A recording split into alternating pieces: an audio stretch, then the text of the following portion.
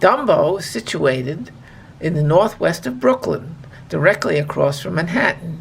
Here's Lower Manhattan, the East River, the Brooklyn Bridge, and the Manhattan Bridge.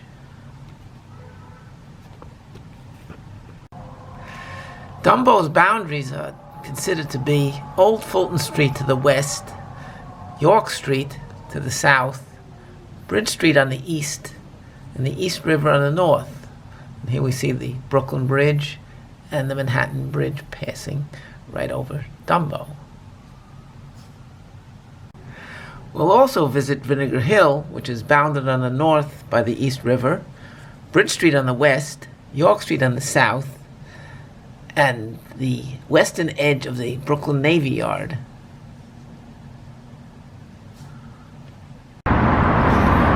In the mid-1980s, a real estate developer looked at this area and thought it ripe for development. Directly across the East River from Lower Manhattan, with gorgeous views and plenty of abandoned factories and warehouses awaiting conversion to apartments, the developer began buying property. The area had been known as Fulton Ferry, but it was felt a new catchy name was needed. Today, this is Brooklyn's most expensive neighborhood. Someone came up with the name Down Under the Manhattan Bridge Overpass, a bit convoluted description for the neighborhood, Dumbo. Jerry Seinfeld remarked that they had to add the O, since no one would want to live in an area named Dumb. Here we are at the foot of Old Fulton Street, what is called Fulton Ferry Landing. It was here in August of 1776, after the disastrous rout of the Continental Army in the Battle of Brooklyn, that George Washington evacuated his army under the cover of darkness across the East River and thereby saved the Revolution. Ferry service to Manhattan was launched here as early as 1642, and it finally ended in 1924. Recently, it's been restored, and we can see one of the ferries of NC Ferry pulling in to the pier right here. Also here in 1814, Robert Fulton, the inventor of the steamboat, launched the first steamboat service between here and Manhattan.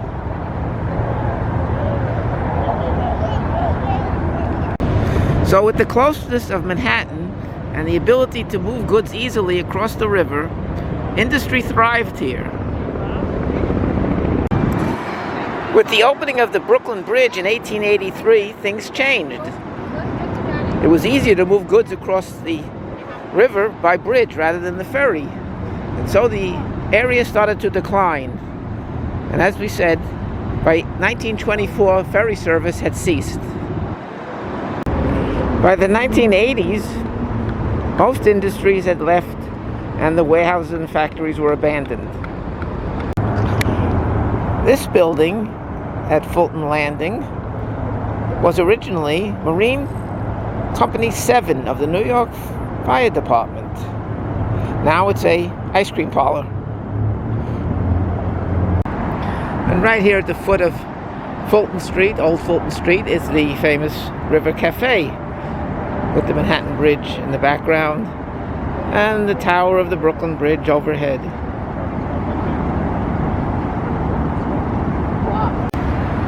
We're on Old Fulton Street, and here we see the Eagle Warehouse and Storage Company, constructed in 1893.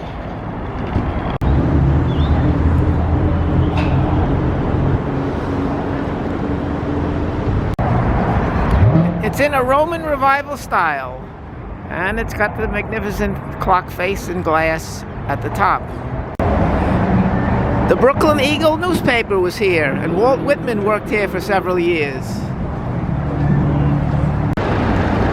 Now this is number 1 Front Street at the corner of Old Fulton Street, and it was built in 1869 for the Long Island Deposit Company.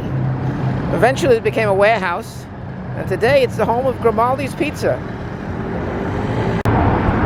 Next to 1 Front Street is 5 to 7 Front Street, Built in 1834, it's considered the oldest surviving office building in New York.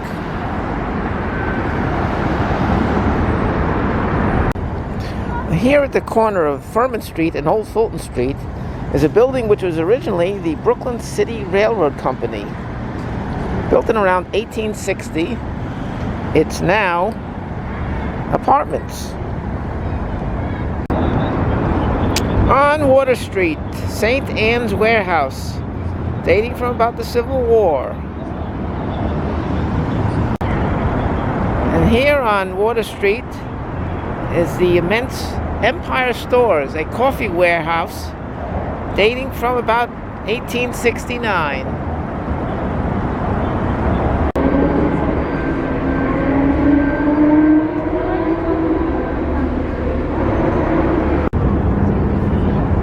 Another view of the Empire Stores.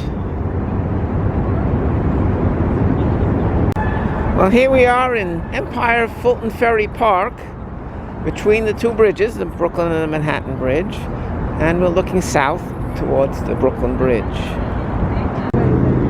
Now here we see along the waterfront Jane's Carousel. It's been here since 2011.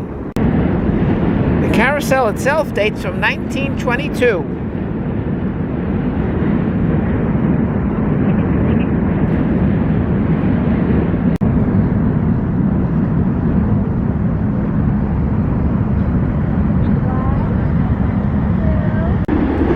Well, now we're looking north in the park, and we see the Empire Stores and 1 Main Street, also known as the Clock Tower Building.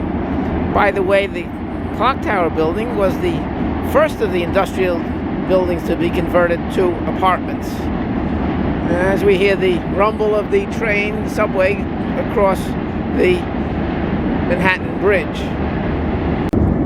At 1 Main Street is the Clock Tower Building, built by Robert Gare in 1914. He was a pioneer in the cardboard box industry. Today it's fancy condos. The Manhattan Bridge, opened in 1909, was called by one architectural critic, quote, perhaps the least inspiring design of any of the city's suspension bridges, unquote. Although the Williamsburg Bridge seen here is not very inspiring either, and has been called worse. Now this area of the park is called Pebble Beach.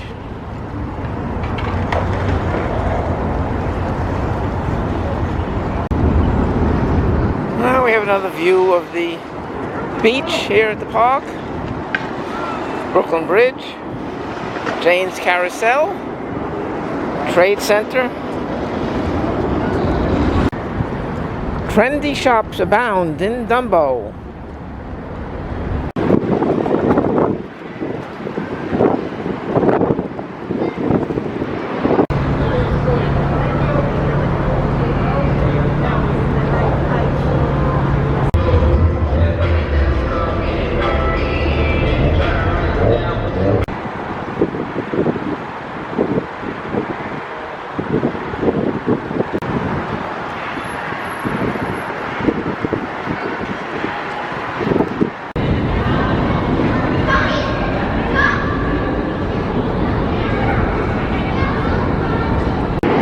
Here on Washington Street, we see more of the old factory buildings converted to apartments.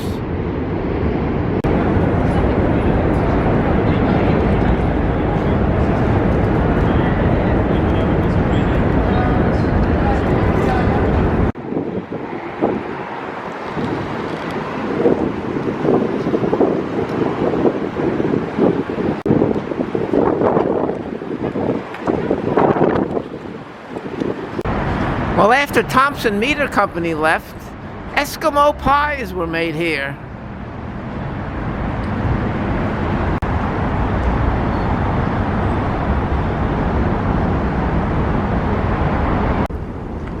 Here we see another remnant of the industrial past, railroad tracks which moved goods between the buildings. And we also see the old Belgian block paving stones.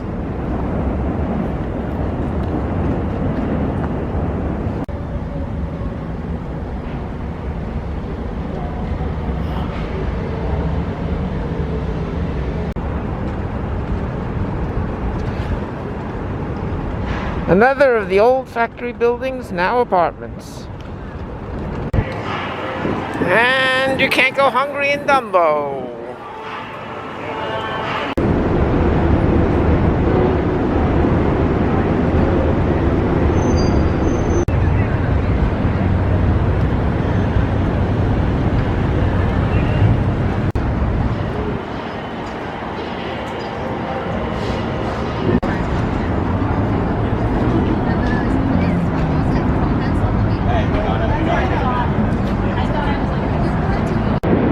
Well, here's where everybody stops for a picture. It's at the corner of Water and Washington Streets. Why? Because under the arch of the bridge, one gets a view of the Empire State Building. As we end our visit to Dumbo, on to Vinegar Hill.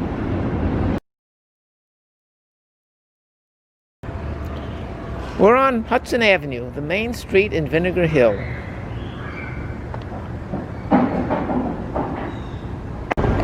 The area was first inhabited by Canarsie Indians who sold it to a Dutch settler named Joris Jansen Rapalis in 1637. In the late 1700s, a man named John Jackson purchased most of the area and named it Vinegar Hill to commemorate a battle between the English and Irish in 1798 in Ireland. The Belgian blocks covering the street here are at least 130 or more years old, dating from about 1860.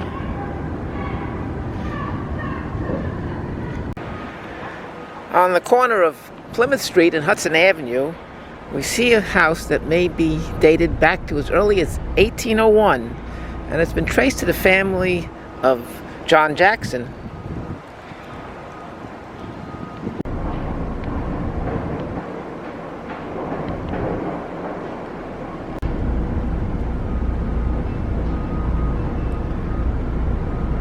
And at 53 through 59 Hudson Avenue, we see houses in the Greek Revival style, also from the middle of the 19th century. At 51 Hudson Avenue, we see an old clapboard house from the 19th century.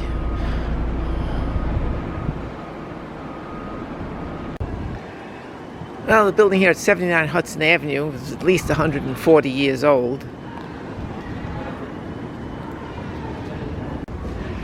Well, this group of houses on Hudson Avenue date to about 1817.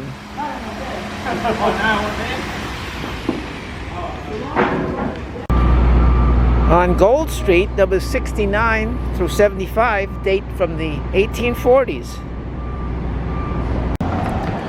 Well, here we see 237 to 249 Front Street, a group of 7 Greek Revival houses from approximately the 1840s.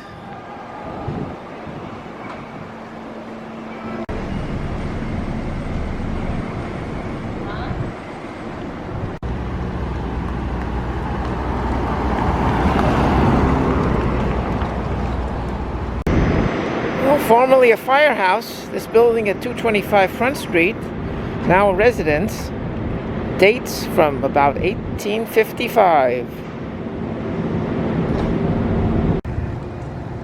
We're on Little Street, looking through the fence inside the Brooklyn Navy Yard, and here we see the Commandant's House, which was built in 1806, and it was designed by the same architect who designed the U.S. Capitol. A short walk from Vinegar Hill brings us to Navy Street, and here we're looking at an exit ramp from the Brooklyn-Queens Expressway. On this spot in 1899, in an old tenement at 95 Navy Street, was born Al Capone. He lived here for a couple of years before moving to Park Slope.